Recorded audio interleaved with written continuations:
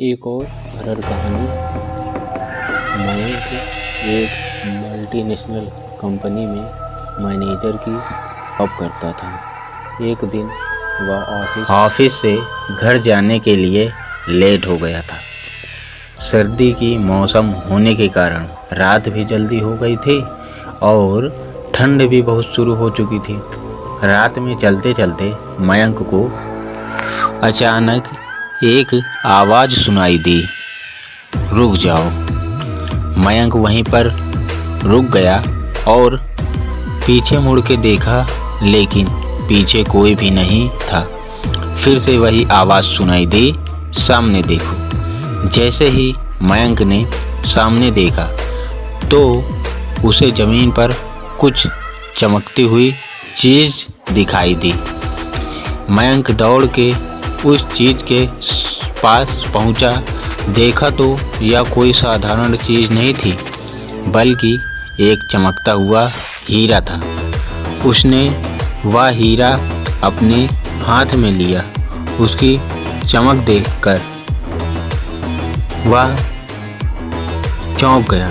यह कोई साधारण हीरा नहीं था, बल्कि एक मायावी हीरा था। अचानक उसे हीरे से एक आवाज़ आई, अगर तुम्हें और हीरे चाहिए तो इस ज़मीन को खोदो। इस ज़मीन के नीचे बहुत सारे हीरे हैं।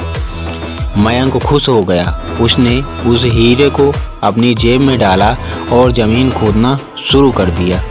बल्कि करीबन 2 फीट गड्ढा खोदने के बाद अचानक मयंक डर के मारे चिल्लाने लगा। इसका कारण उसका संतुलन खो गया और ज़मीन पर गिर पड़ा, क्योंकि उस गड्ढे में से हीरे मोती नहीं, बल्कि किसी इंसान का कटा हुआ सिर मिला था। अचानक वह सर हवा में उड़ने लगा और बोला, डरो मत, मैं तुम्हें कोई हानि नहीं पहुंचाऊंगा। मैं तुम्हें बहुत सारे हीरे जवाहरात भी दूंगा। बस मेरी बात ध्यान से सुनो। मैं जहाँ जाता हूँ वहाँ मेरे पीछे आओ। करीबन 1 किलोमीटर चलने के बाद वह सिर रुक गया। मयंक भी रुक गया। फिर उस सिर ने मयंक से कहा, इस ज़मीन के भीतर बहुत सारे हीरे मोती जवाहरात छुपे हैं। इस ज़मीन पे खोदकर काम शुरू करो। मयंक खुश हो गया और उस ज़मीन को खोदना शुरू कर दिया। खोदते खोदते उस ज़मीन के नीचे मोती तो नहीं मिले, बल्कि सिर का कटा हुआ आधा धड़ मिला। उस सिर ने कहा, अब तुम्हें एक आखिरी काम और करना है। उसके बाद मैं तुम्हें माला माल कर दूंगा। तुम्हें कहीं से भी 1 लोटा खून लाना होगा। मयंक ने बोला, 1 लोटा खून? पर मैं 1 लोटा खून कहाँ से लाऊंगा? वो डरावना चेहरा मयंक को साथ लेकर थोड़ी दूर पे गया। वहाँ उसे एक इंसान को जाते हुए देखा। वो सिर बोला, उस इंसान को मारकर उसका खून ले आओ। मयंक डर गया और बोला, नहीं नहीं, यह मुझसे नहीं होगा। मैं यह नहीं कर सकता। अगर तुम्हें यह काम नहीं किया तो मैं तुम्हें बहुत बड़ी मुसीबत में डाल दूंगा। फिर तुम्हारी पूरी ज़िंदगी नर्क बन जाएगी। मयंक ने हाथ जोड़कर उसे कहा, मुझे माफ़ कर दो। अगर मैं उसे मार तो मुझे पुलिस गिरफ्तारी हो जाएगी और मुझे जेल जाना पड़ेगा। उस सिर ने अपने तंत्र मंत्र की शक्ति से एक छुरी और लोटा प्रकट किया और गुस्से से बोला, अगर तुम मेरा यह काम नहीं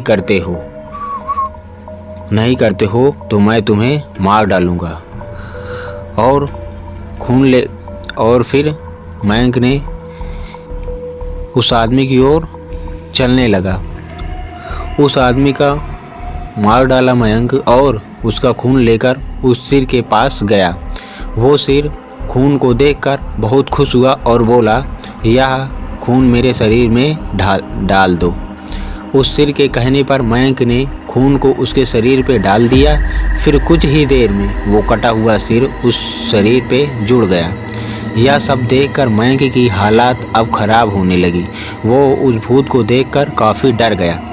जैसे ही वो भूत जिंदा हुआ तो ज़ोर ज़ोर से हंसने लगा और डरावनी आवाज़ में बोला, तुमने बहुत बड़ी गलती कर दी कि तुम्हें मुझे फिर से ज़िंदा कर दिया। अब मैं सिर्फ तुम्हें ही नहीं बल्कि इस पूरे संसार को मौत के घाट उतार दूंगा। डर के मारे मयंक के मुंह से आवाज़ भी नहीं निकल रही थी। वो अपनी जान बचाने के लिए वहाँ से दौड़ा, लेकिन उस भूत ने छलांग लगाकर मयंक को ज़मीन पर गिरा दिया और फिर वहाँ से देखता हुआ एक बाबा आया। और उसने कहा, मैं तुम्हारा मांस खाऊंगा। जैसे उस भूत ने मांस खाने के लिए आगे बढ़ा कि तुरंत ही उसका सिर धड़ से अलग हो गया। मयंक समझ नहीं पाया आखिर यह चमत्कार कैसे हुआ। जब मयंक ने पीछे मुड़कर देखा तो अघोरी बाबा खड़े थे। उस अघोरी बाबा ने कहा, तुम उस आदमी को मारकर उसका खून ले जा रहे थे, तभी मैंने देख लिया था और समझ गया था कि कुछ तो बुरा होने वाला है, इसलिए मैं तुम्हारे पीछे पीछे यहाँ तक चला आया और मेरे अपनी मंत्र की शक्ति से उस भूत को फिर से मार दिया। अब तुम निश्चित होकर अपने घर जाओ, अब तुम पर कोई खतरा नहीं है। आज भी मयंक उस बात को याद करता है और उसकी रूह तक कांपने लगती है। दोस्तों, अगर यह कहानी पसंद आए तो कमेंट करके ज़रूर बताएं। Like, subscribe and share. Thank for watching this video.